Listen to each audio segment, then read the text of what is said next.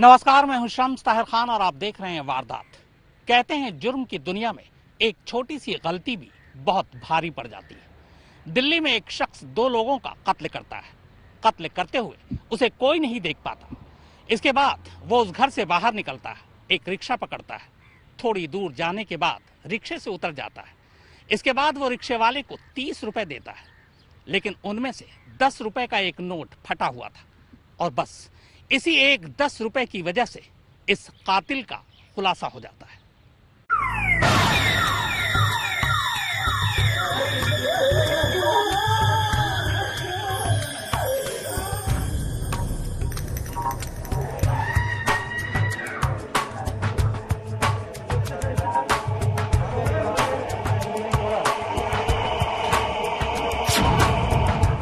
पहले वो घर आता है,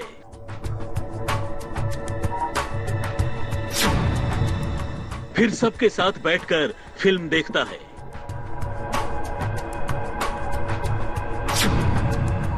उसके बाद घर में मौजूद 2 लोगों का कत्ल करता है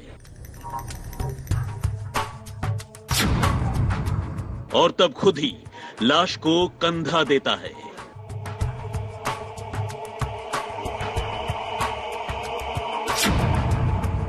अब वो लगातार रिश्तेदारों से हमदर्दी जताता है, यानी कातिल सबकी आंखों के सामने है।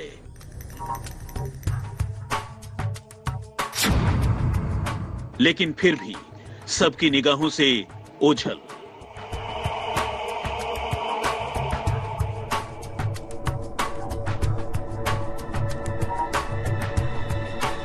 एयरफोर्स में अकाउंटेंट श्री कृष्ण स्वरूप जब मंगलवार शाम को अपने घर लौटे तो उनकी दुनिया उजड़ चुकी थी,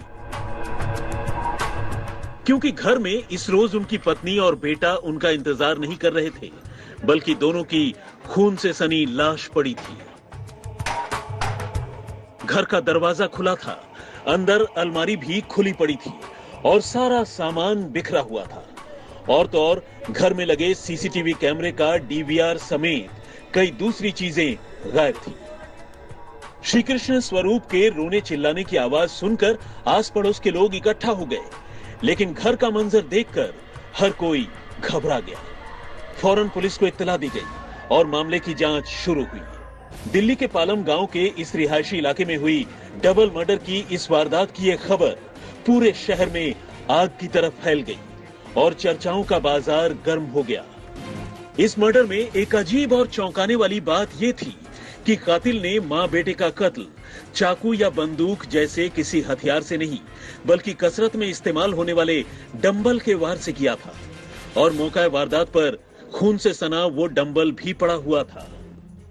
लेकिन चूंकि कातिल अपने साथ सीसीटीवी का डीवीआर ही उठा ले गया था, तो पुलिस के पास अपनी तफ्तीश आगे बढ़ाने का कोई आसान रास्ता नहीं था।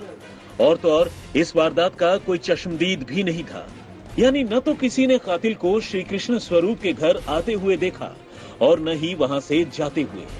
कुल मिलाकर तफ्तीश के शुरुआती मुकाम पर यह मामला बिल्कुल एक क्लूलेस केस था। वैसे तो घर का सारा सामान बिखरा पड़ा था, जिसे देखने से फौरी तौर पर मामला लूट का लगता था, लेकिन कातिल ने जिस तरह से दोनों मां बेटे की जान ली थी, उसे देखकर पुलिस को मामला लूटपाट का कम बल्कि दुश्मनी का ज्यादा लग रहा था। वैसे भी कई बार यह देखा गया है कि कातिल मामले की तफ्तीश को उलझाने के लिए अक्सर कत्ल के बाद घर के सामान बिखेर दिया करते हैं, ताकि पुलिस का ध्यान दुश्मनी की तरफ न जाकर लुटेरों की तरफ चला जाए। और इस मामले में भी कातिल की कोशिश कुछ वैसी ही लग रही थी। लेकिन दुश्मनी का पता करने के लिए पुलिस को सबसे पहले इस परिवार को अच्छी तरह जानना जरूरी था। श्री कृष्ण स्वरूप के परिवार में यहाँ 3 लोग रहते थे। खुद श्री कृष्ण स्वरूप, उनकी 52 साल की बीवी बबीता और 27 साल का बेटा गौरव। गौरव पहले एक बड़ी कंप्यूटर मैन्युफैक्चरर कंपनी में काम किया करता था, लेकिन पिछले 1 साल से उसकी नौकरी छूट गई थी और वो यहाँ अपने माता पिता के साथ ही रहता था। जबकि श्री कृष्ण स्वरूप की बेटी की शादी हो चुकी है और वो यूएस में अपने पति के साथ सेटल्ड है। रही बात दुश्मनी की, तो दिमाग पर काफी जोर डालने के बावजूद खुद श्री कृष्ण स्वरूप पुलिस को ऐसे किसी दुश्मन का नाम नहीं बता सके जो उनकी पत्नी और बेटे की जान ले सकता था। लेकिन पुलिस के लिए तो हर हाल में सच्चाई तक पहुंचना जरूरी था और इसी कोशिश में पुलिस ने टेक्निकल सर्विलांस के साथ साथ मुखबिरों से भी मदद लेने का फैसला किया। कत्ल वाले घर का डीवीआर तो खैर कातिल अपने साथ उठा ले गया था, लेकिन आसपास के कुछ दूसरे मकानों के सीसीटीवी कैमरे बिल्कुल इंटैक्ट थे और यहां से पुलिस को कातिल का कोई ना कोई सुराग मिलने की उम्मीद थी।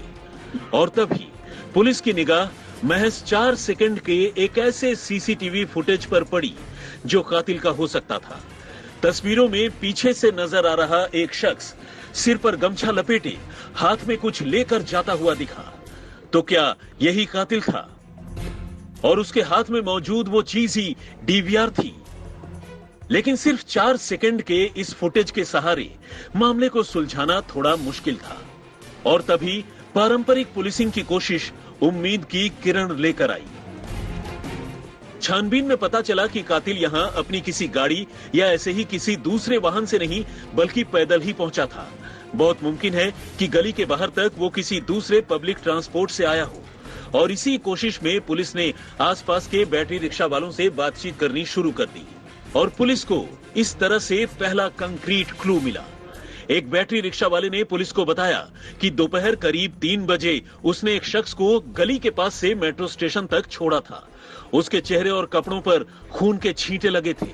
जब बैटरी रिक्शा वाले ने उससे इन छींटों के बारे में पूछा तो उस शख्स ने कोई जवाब नहीं दिया। अब पुलिस को यकीन हो गया कि हो न हो यही बबीता और उसके बेटे गौरव का कातिल हो सकता है। लेकिन बैटरी रिक्शा वाला उस कातिल के बारे में पुलिस को इससे ज्यादा कुछ नहीं बता सका।